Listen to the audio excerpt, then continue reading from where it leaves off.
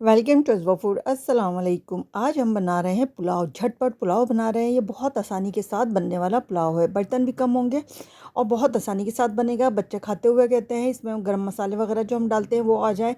तो बच्चों को साफ़ सुथरे राइस का दाना चाहिए होता है। तो इतने ही ये इस तरह से हम बना रहे हैं कि बच्चों की प्लेट में कुछ भी नहीं आएगा ऐसा। तो ईज़ी है, बहुत आसान है और जायके में वही है जैसे कि हमारा देगी पुलाव बनता है घर में, बहुत मज़ेदार सा।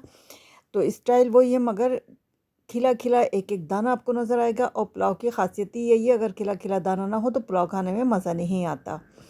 चलें फिर शुरू कर लेते हैं रेसिपी को। बहुत आसान सी रेसिपी है ये।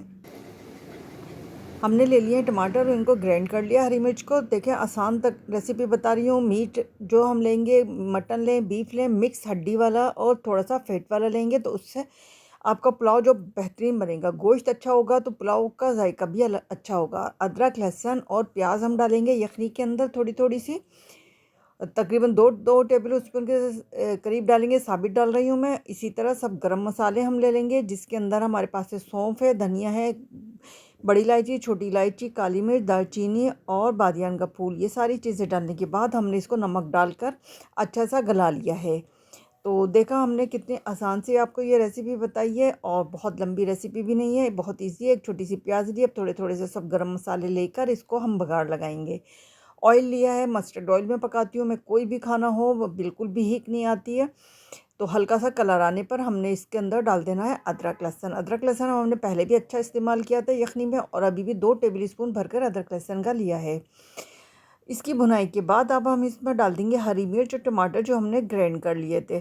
तो इस तरह से बच्चों के मुंह में कुछ भी ऐसा नहीं आएगा, बच्चे शौक से खाएंगे। छोटे बच्चों को बहुत बुरा लगता है अगर कुछ गरम मसाले, टमाटर या हरी मिर्च वगैरह आ जाए। और ये हमने से यखनी में से गोश्त निकाल कर इसमें डाल दिया है। दही डाल दी है, आधी प्याली है। आधा किलो से ज़्यादा राइस है हमारे, और आधा किलो ही के करीब हमारा गोश्त था। तो इसकी बहुत अच्छी से भुनाई करेंगे। इतनी भुनाई करेंगे कि जो ऑयल है वो सेपरेट हो जाए। ये डाल रही हूँ मैं चिकन पाउडर। आप चाहें तो चिकन क्यूब भी डाल सकते हैं, बड़ा अच्छा देगी फ्लेवर आता है। गरम नमक डाल दिया है मैंने इतना कि राइस में जो जाएगा। तो नमक आप देख लें, यखनी में भी डालते हैं और इस तरह से कम या ज़्यादा आप कर सकते हैं अपने टेस्ट के हिसाब से। तो मैंने आपको बताया, हाँ, हाफ किलो से ज़्यादा है थोड़े से चावल। और बस ये यखनी का जो हमने स्टॉक था हमारे पास वो भी शामिल कर देंगे। जो इसके अंदर हमने गरम मसाले, धनिया, सौंफ वगैरह डाली थी उसको अलग कर देंगे। उसको बिल्कुल ज़ाया कर देंगे क्योंकि वो हमारे किसी काम का भी नहीं होगा। ये झटपट बनने वाली है, बर्तन बहुत कम होते हैं और जल्दी बनती है, मज़े से बच्चे खाते हैं। तो ये देखिए, ये सारी चीज़ें हमने अलग कर दी हैं।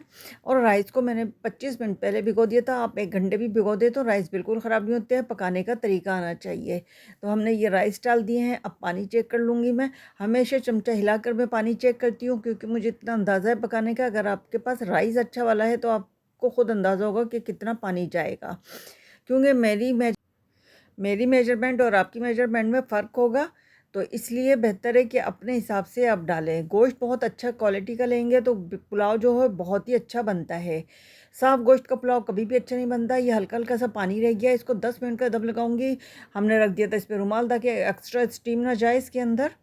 तो एक एक दाना माशाल्लाह से मेरा खिला खिला सा बना है। पुलाव की ख़ासियत और क्वालिटी यही है कि दाना खिला खिला होना चाहिए। हालांकि ये हमारे पास बासमती चावल है, जबकि सेला चावल का दाना खिला खिला होता है। हम जिनको पकाना आता है वो ये एक एक दाना खिला खिला बनता है। पुलाव हमेशा इसी राइस का अच्छा लगता है। तो आप ज़रूर इसको बनाएं और इन्जॉय करें। देखा, ना बर्तन हुए, ना ही कोई झंझट मेहनत हुई, और बहुत आसानी के साथ बनने वाला ये पुलाव हमारा तैयार हो गया। इसको हरी चटनी के रायते के साथ आप इसको सर्व करें और सलाद बना लें। सिंपल जो कचूमर सलाद होता है वो तो बहुत ही मज़े का लगता है।